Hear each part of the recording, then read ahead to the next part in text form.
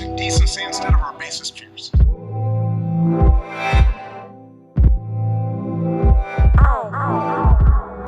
O meu quase encontro com o Talibã revela um dos piores lados do presidente mais queridinho da história, Barack Hussein Obama II.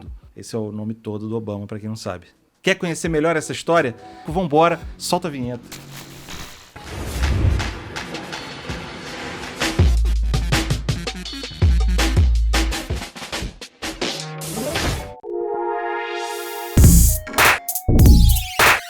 Eu já estava há algumas horas viajando pelo trecho da Estrada Nacional número 8, que liga Cabul, capital do Afeganistão, a Jalalabad. E o cenário era encantador, coisa que pouca gente desconfia quando ouve falar em Afeganistão, inclusive. Com montanhas cobertas de neve, o deserto, coisa e tal. Mas o trajeto era uma pista dupla, toda ferrada, esburacada pelos anos de guerra, e o trânsito era intenso. Rolava tanto acidente naquela estrada que ela foi apelidada de Estrada da Morte, coisa fina. Mas eu não estava preocupado com os barbeiros afegãos naquele dia, aterrorizando ali no volante. Na verdade, eu estava preocupado com os talibãs, que aterrorizavam todo mundo ali naquela região de uma maneira muito pior. Teve uma hora na viagem que o nosso motorista contratado, cansado ali de dirigir várias horas, ofereceu duas opções para a gente de roteiro. Na primeira, a gente podia chegar no destino final em 4 horas. Na segunda, dava para chegar em 2 horas só, mas tinha a possibilidade de dar de cara com rebeldes talibãs. Bom, é só dizer que foi a viagem mais longa da minha vida, porque claro que a gente falou, meu amigo, segue aqui pelo caminho sem Talibã, pelo amor de Deus. Mas não teve jeito. Tempinho depois, o nosso carro estava passando por um trecho de terra cercado por montanhas dos dois lados e sendo ultrapassado por um comboio de picape com os caras armados na caçamba, direito a lança-foguete, camisa rasgada, umas máscaras cobrindo a cara.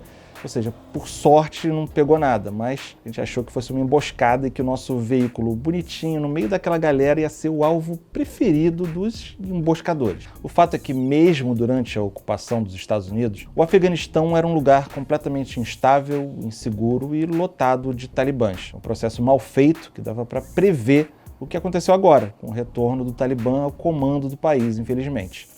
Mas onde entra o Obama nessa história? Eu lembrei do Obama outro dia quando eu vi uma reportagem comparando os governos de Biden e Trump nos Estados Unidos e fazendo menção ao presidente mais querido da história recente no mundo, que é o Barack Obama. E eu já elogiei muito os avanços progressistas do Barack dentro dos Estados Unidos e a luta pelo desarmamento, o fim da crise econômica, a reforma que ele fez no sistema de saúde, o Obamacare, os direitos LGBT e, claro, a própria representatividade valiosíssima de você ter o primeiro presidente negro na maior potência do mundo. Mas eu sempre nutri essa relação de amor e ódio com o 44º presidente dos Estados Unidos, como se ele estivesse preocupadíssimo com o que eu acho dele, mas enfim. E talvez a própria relação do Obama com o Afeganistão seja o que melhor representa esse lado menos admirável dele. Nessa curiosa experiência que eu contei lá do início do vídeo, ela aconteceu em 2010 e ele tinha sido eleito há pouco mais de um ano, com a promessa de um novo tempo para o seu país e para o mundo. Destaque aí para o mundo. E claro, parte fundamental disso era encerrar, de alguma maneira, uma das maiores incursões militares da história dos Estados Unidos, a Guerra do Afeganistão. Mas as pessoas com quem eu conversei lá no Afeganistão, e aí felizmente eu não tive acesso a talibãs, mas elas contavam que a situação era diferente, mas igual. Ou seja, o Afeganistão é uma nação que infelizmente é acostumada a conflitos. Um afegão da minha idade, por exemplo, cresceu vendo confrontos com a União Soviética, com o Talibã, com o próprio Estados Unidos. Ou seja, o cidadão médio por lá desconhece o que é viver em paz, como eu já narrei em outros vídeos aqui no canal, inclusive. Aí clica aqui, sei lá, no histórico para ver os outros vídeos. Então, um comandante em chefe com aspirações pacifistas, no caso Barack, representava finalmente a possibilidade de paz e tranquilidade. Mas não era isso que se via nas ruas de Cabul a Jalalabad. Entre atentados, abusos, violência, crise e milhares de mortes, o conflito no Afeganistão virou a guerra sem fim do Obama. E quando Biden quis resolver a situação recentemente, acabou piorando tudo e deu no que deu. Pausa pro informe publicitário do Franzinho, então aquele anúncio camarada. E principalmente, aviso agora importante, um alerta aqui. A plataforma onde a gente tem a nossa comunidade, ou seja, você quer participar, colaborar com esse canal existir E aí você tem os benefícios de entrar no nosso grupo de WhatsApp, acompanhar os roteiros, dar sugestão nos temas, participar dos debates, participar de reunião do Zoom com grandes convidados.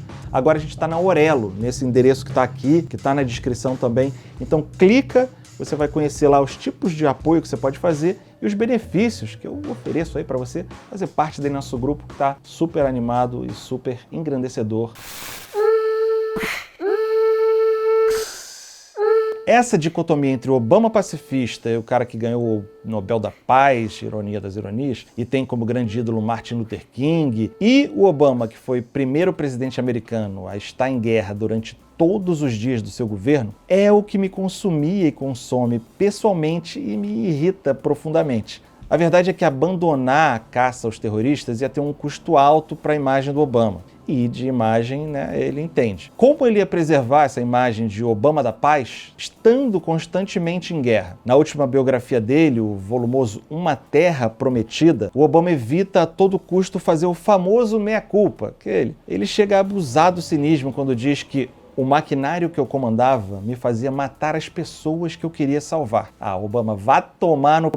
Em referência ali aos milhares de jovens mortos no Afeganistão, Paquistão e até no Iêmen. Os ataques por drones e as vítimas civis foram uma das maiores manchas dos seus mandatos. Foram mais de 10 mil ataques por drone realizados pelos Estados Unidos desde o 11 de setembro, a maioria inclusive lá no Afeganistão. E isso ocasionou cerca de 20 mil vítimas aproximadamente, segundo o Bureau de Jornalismo Investigativo. Pelo menos 10% dessas vítimas eram civis, incluindo aí mulheres e crianças mortas em escola, casamento, funeral, que eram atingidos por engano. O Obama é responsável por autorizar mais de 10 vezes o número de bombardeios do seu antecessor, o George W. Bush, presidente que ficou famoso como grande inimigo da humanidade e responsável por cunhar a guerra ao terror. Nem mesmo Franklin Delano Roosevelt, presidente histórico americano, que governou o país durante a Segunda Guerra Mundial, ficou tantos dias envolvido em confrontos militares. Se não bastasse, uma reportagem do New York Times de 2012 revelou que Obama passou a classificar qualquer homem em idade militar morto em área de conflito como combatente. Ou seja, se tem um jovem de 18 anos que foi morto por engano em um bombardeio de drone, ele não era classificado como perda civil, ou seja, dá para aumentar muito ainda essa conta de inocentes mortos pelo carismático Barack. Obama foi eleito e teve seus 2 mandatos no auge do marketing político. Não que ele tenha sido um mau presidente, longe disso. Ele assumiu o país em meio a uma de suas piores crises econômicas e conseguiu dar a volta por cima. Ele avançou também em conquistas sociais importantes que antes eram relegadas. Ele buscou resolver injustiças e lutar por causas difíceis, mas fundamentais, como o controle de armas, por exemplo. Ele chegou a chorar por conta disso. Every time I think about those kids, it gets me mad.